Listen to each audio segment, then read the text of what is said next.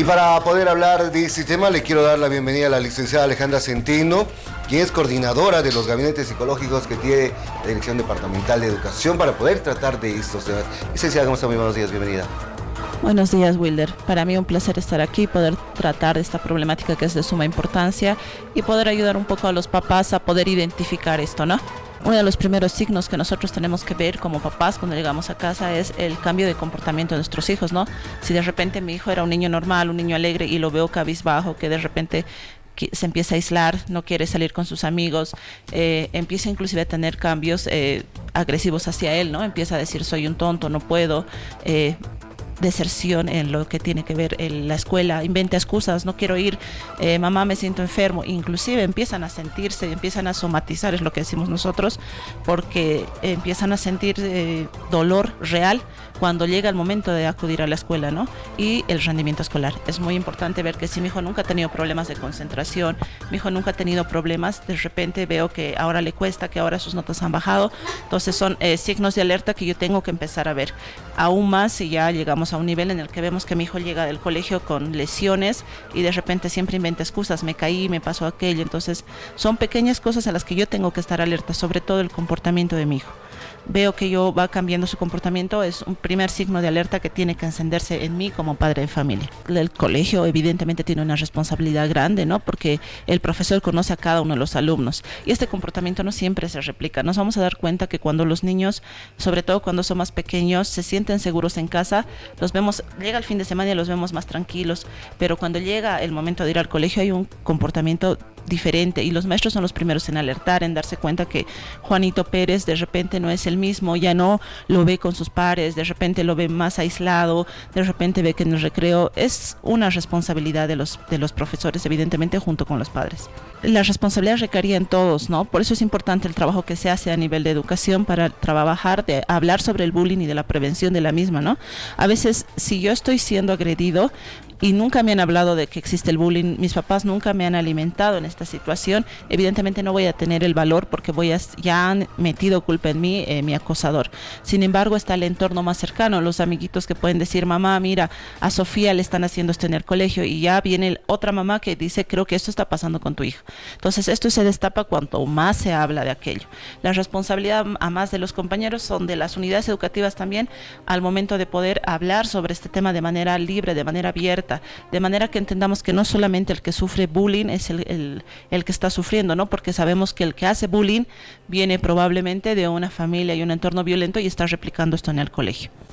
Importante, hay que atender los dos lados, entonces, no solamente a la víctima, sino también al agresor. Exacto, es muy importante porque ningún niño que de repente tiene un ambiente sano familiar va a generar esto. O sea, la violencia siempre sabemos que va en descenso. O sea, papá pega a mamá, mamá se desfoga con hijos y los hijos van a veces con los compañeritos, con la mascota. Entonces, el que está agrediendo también tiene un problema. Por eso es importante que se haga un trabajo de prevención muy, muy bueno en casa y que nosotros como padres de familia seamos los primeros en instaurar conductas sanas, ¿no? A veces nosotros como papás tendemos a criticar, a decir, mira, Juana subió de peso, mira que él es pobre. Tenemos denominativos muy fuertes como adultos y los niños replican. Los niños son un reflejo de lo que son sus hogares. En ese sentido hay que tener mucho cuidado como papás, o sea, la violencia genera más violencia, no vas a detener nada haciendo que tu hijo de repente aprenda a agredir, porque va a pasar de ser el acosado a ser el acosador.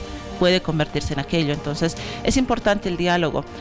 Como Dirección Departamental de Educación, este año se está trabajando en el plan de convivencia pacífica y armónica, que norma y es un plan tanto para los estudiantes como para los padres de familia, donde ayudan a que creamos una cultura de paz, ¿no? Vivimos en una cultura de demasiada violencia y esto viene desde papá, desde mamá, que como bien dices tú, es pegale, golpeale.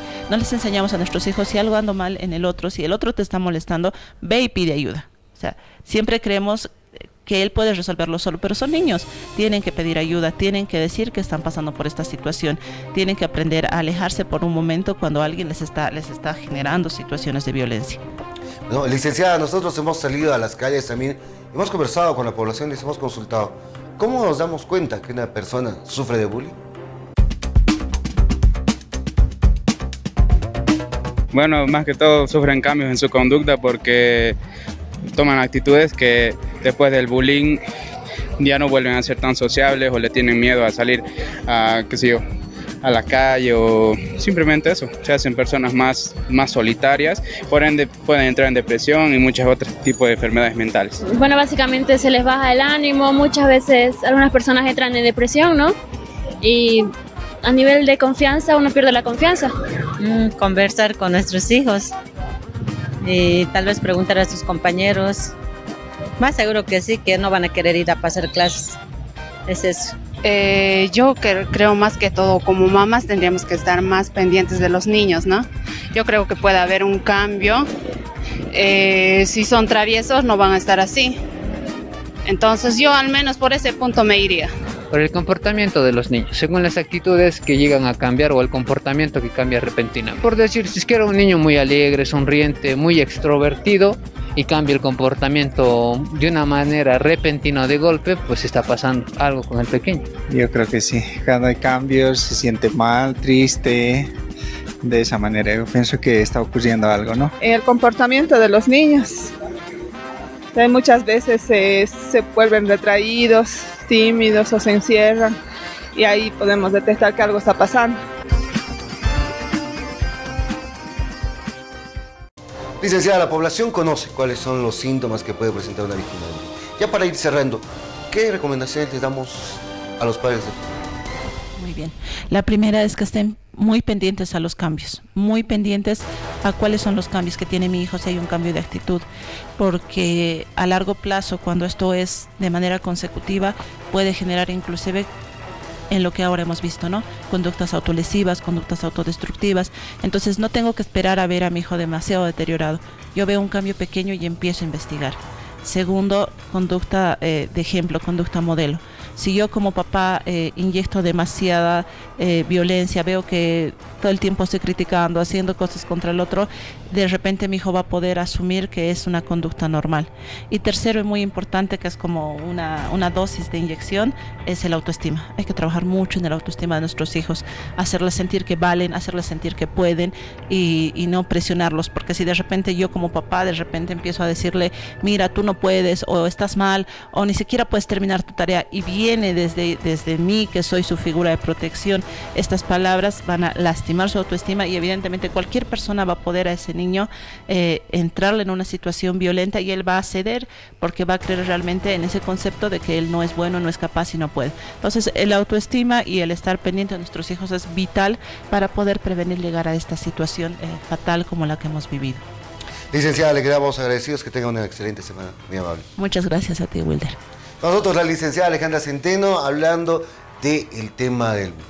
Padres, alertas. Siempre hay que estar alertas y pendientes de nuestros hijos. De esta manera cerramos nuestro tema del día.